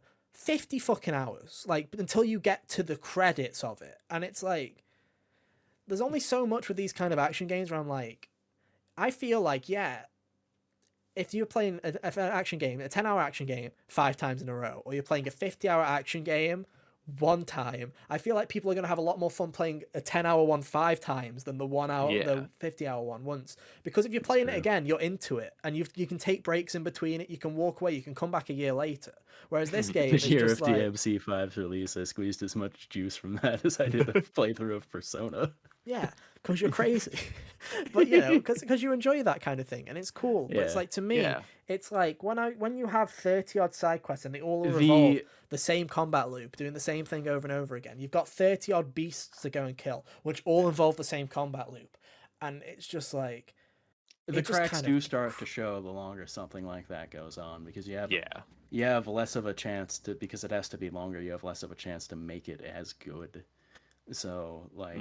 Thankfully, this game I don't think had quite the combative pacing issues that Scarlet Nexus did, where you can't take 5 steps without encountering something.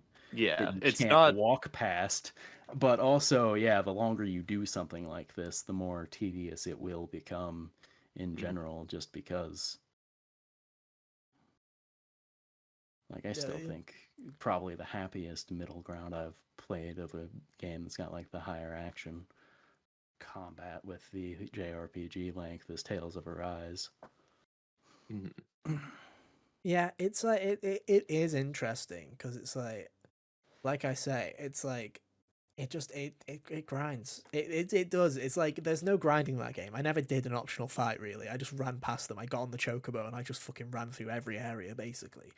Or if something was like particularly persistent and harassing me, I'd like do the little square charge and kill it. And it'd be gone. Yeah, so it's like, you know, you just kind of dodge around, do that kind of thing. But it's like... Or Odin's judgment cut thing. Yeah, near the end, just for fun. But it's like, yeah, it's just like, that game just feels... The game just feels like it just keeps going and going. And I just wish, like I say, trim that fat a bit. I think that's my problem with most action games that are this length, though. It's just like, trim that fat. Just, come on. Because, like, the performances, fantastic. The soundtrack are the best they've been in the series so far, in my opinion. Like, and granted, I didn't play a lot of 12, but I'm willing to say that there's no character in this game that was Vaughn from Final Fantasy 12. So, Final Fantasy 16 wins. 13 was, fine, but there's no one like. No one. It was fine. 10 is famous for being hit and miss. Just a tad. Yeah. But yeah, it's like I say, there's a lot of this game that I like. There's a lot that just kind of grinds my gears a bit. Like, it's not even that it's not necessarily bad. It's just, it brings down the overall experience. It's like, it's just like, it's mediocre side quests. They're not awful. It's not the worst side quests I've ever played in a video game. There's just nothing to them. They somehow still kept me motivated to do them, which is more than a lot of games like this can do.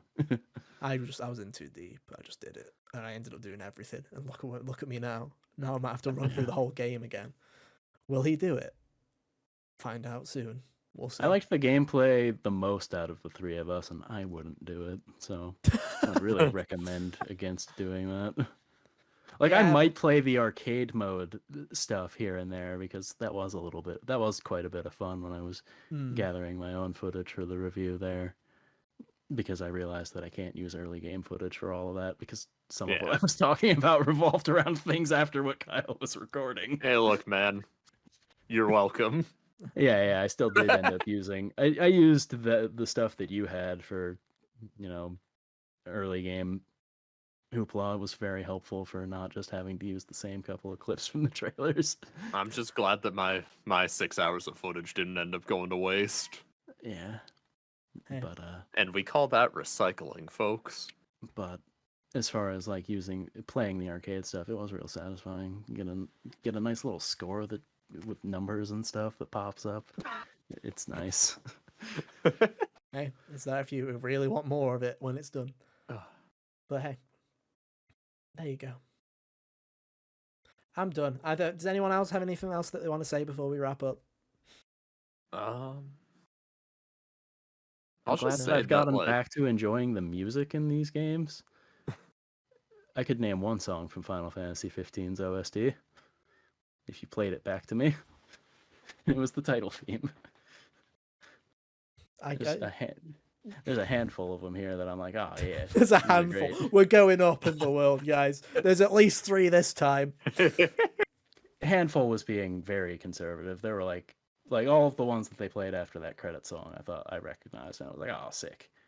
And I think the only one that I can tell you for a definite is the Hideaway theme. Oh, man, that one's the Hideaway theme number 1, and I can tell you the Hideaway theme number 2. And then I know what the Hideaway theme number 3 is because it's the sad, depressing piano one that I wish fucking went away and it didn't.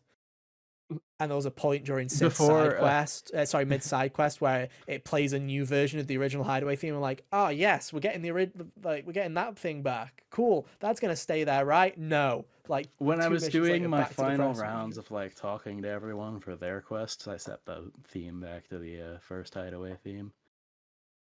I just hated how it didn't stick. Like, if you make that selection, it should just keep that selection for whenever you come back to the Hideaway. That's the thing, is I was under the impression that that's how it worked, but also eventually it just stayed that way for me. Like I had to, when I decided that I didn't want the second Hideaway theme to be for playing, it just stayed on the first one for me. Weird. Yeah, I don't know. Maybe it does. Maybe it just doesn't toggle properly. Maybe. I don't know. I liked the second Hideaway theme. I liked it too. Like, I didn't think it was a bad song. It's just I wasn't ready to be done with the first one yet. Fair enough.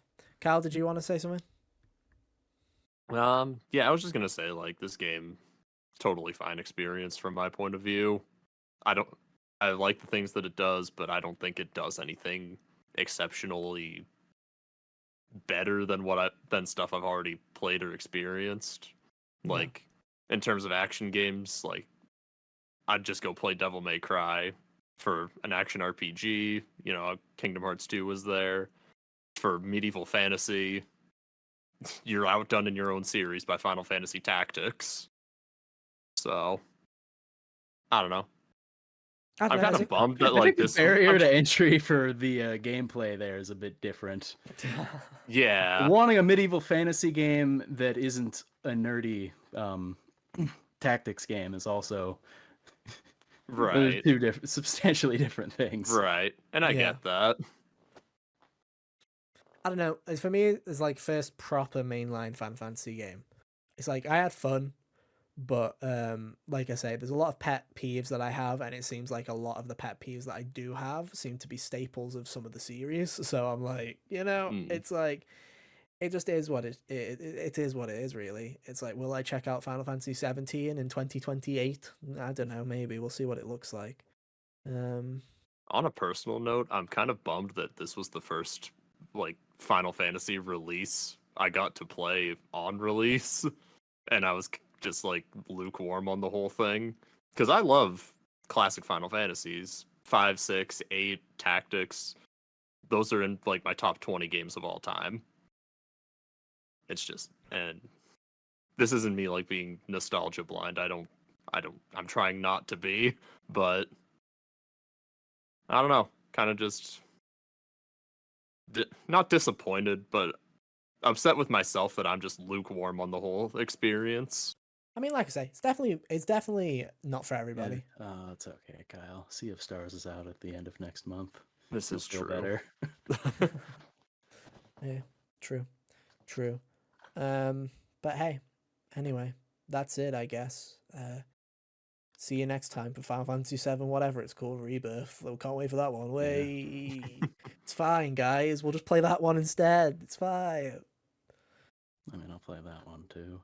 I will play that one too. I'll also play that one. We'll all play it. Will we be disappointed? Let's find out. See you in January.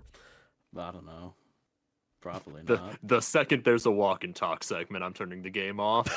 You probably shouldn't waste your time. Yeah, that's how the game's gonna open. Yeah.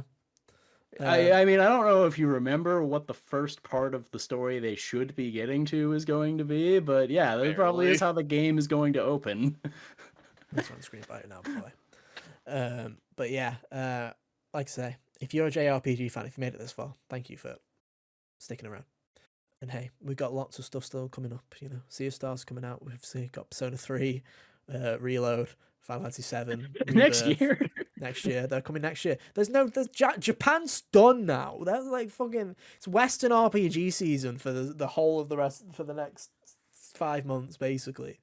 So it's like Japan's taking a rest. They've had Zelda. They've had this. They've had the everything first half else. of the They year. had the first half of the year. Yeah. Don't know what to say. Happy anniversary Xenoblade 3 as well. There you go. Like that's it. We're done. But yeah, if you want to keep up to date with what is happening on the podcast in more recent weeks, go to Twitter. Go to X, bro. Go to X. Follow us on X, guys. Man spent $40 million or $1 billion or however whatever ludicrous figure it was. Make bad decisions. This is the most expensive divorce in history, I think. It's not his That first. didn't involve Anyway, warring countries. Yeah, go youtube.com/shotgamers only if you want to go stupid face every week. We'll just search for games only on your favorite podcast service. Thank you. Next week, who knows what's happening? I don't. Not a raincoat spoiler cast. That's off the table. I'm not talking about raincoat. If you wanna make your own little spoiler cast where you just talk to yourself about raincoat, That be would my be fucking hilarious. Is that guest. called a review? I'm going to It's have true. to do that too. True. I Thanks couldn't be again for bothered doing to the review review for it. this game, by the way, Hunter. I really good job. appreciate No, it. it's I no would have done problem. it, but I was not enjoying it. I would have done it. You but I would have didn't got. You finish guys it. would have got a very negative review. I think it became clear when I saw the day after the podcast that you were playing Final Fantasy 14 instead that I was going to be reviewing this one too. I was like, well, Dude, I'm so sorry. it's not a big deal. It wasn't an issue because like I wouldn't have gotten to playing Raincoat much faster anyway. I also want to apologize for not reviewing Raincoat. I should have reviewed Raincoat. But you know, like I You say, don't know what your opinion of it is yet. I still don't know what it is, and I fucking finished That's why we it have to 3 do the weeks ago. spoiler cast. You'll come to the answer at the end. No, I won't. I You don't gotta wait remember for what the happened. 5 weeks of DLC to come out, though. Oh, what? I don't even remember what I saw Spike tweeting something about that, and I'm like, Yeah, it's a I don't even know what DLC, this but it's is. basically just a 45-minute fucking visual novel cutscene thing that you just watch and you press the A button and you just go through it. Well, It yeah. didn't look that interesting, to be honest. Anyway, that's not what we're about. Next week, we will be doing something. Who knows? Will the next week's episode happen? Who knows? I'm away, so I'm supposed to come back and then we'll do it. Who knows? I'll have not played video games. Will I have played Peppa Pig? Let's find out. But yeah, we'll be back next week. Same time, same place. But yeah, until then, have an awesome week. And yeah, we'll see you next time. Bye. See ya. Toodaloo.